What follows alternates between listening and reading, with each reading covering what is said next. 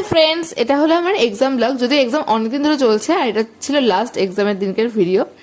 তো অনেক মন দিয়ে পড়াশোনা করছিলাম। আর এই দিনটাতে না, ঠিক এক্সামের আগের দিন রাত্রিবেলাটাতে খুব আনন্দও কাজ করে, আবার খুব টেনশনও কাজ করে যে এক্সাম কেমন হবে। আর এটা ভেবে খুব আনন্দ লাগে যে এক্সামটা কালকেই শেষ, তারপরে আমি ফ্রি।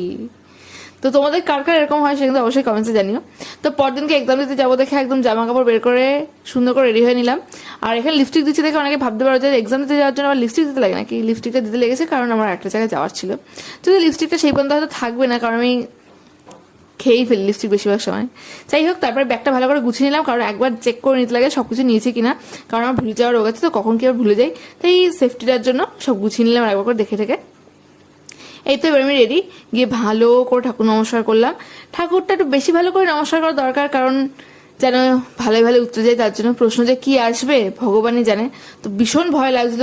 তারপরে সবাইকে টাটা দিয়ে বেরিয়ে গেলাম পরীক্ষা দেওয়ার জন্য। আর পরীক্ষা দিতে যাওয়ার পরে আমি কোনো ভিডিওই করতে পারিনি, কারণ তখন প্রচন্ড টেনশন হচ্ছিল। যেটুকু টাইম হাতে ছিল মনে হচ্ছিল যে আমি একটু ভালো করে পড়ি, আর যতক্ষণ পারি ততক্ষণ পড়তেই থাকি।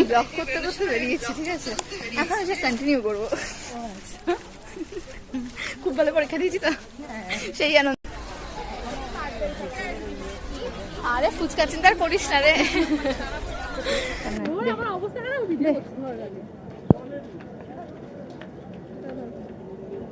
এইভাবেই খাটায় আমার দিদি আমাকে। পরীক্ষা দিয়ে আসলাম, কোনো চিন্তা আছে? তো তারপরে চলে আসলো মহারানী। আর তারপর আমরা সেখান থেকে গেছিলাম একটা জায়গায়। তো সেখানে গিয়ে আমি বাড়ির খাবারই খেয়েছিলাম, যেহেতু শ্রাবণ মাস পড়ে গেছে আর আমার সব নিরামিষ। তো মা বাড়ি থেকে টিফিন আমাকে পাঠিয়ে দিয়েছিল, তো সেটাই আমি খেয়েছি। আর কোথায় গেছিলাম, কি করতে গেছিলাম, কি করেছি সেটা দেখতে পারবে তোমরা খুব তাড়াতাড়ি। তার জন্য যারা এখন পেজটাকে ফলো করোনি, ফলো করে রেখো, চ্যানেলটাকে সাবস্ক্রাইব করে অবশ্যই সাবস্ক্রাইব করে রেখো। দেখা হবে নেক্সট ভিডিওতে। ততক্ষণ জন্য টাটা।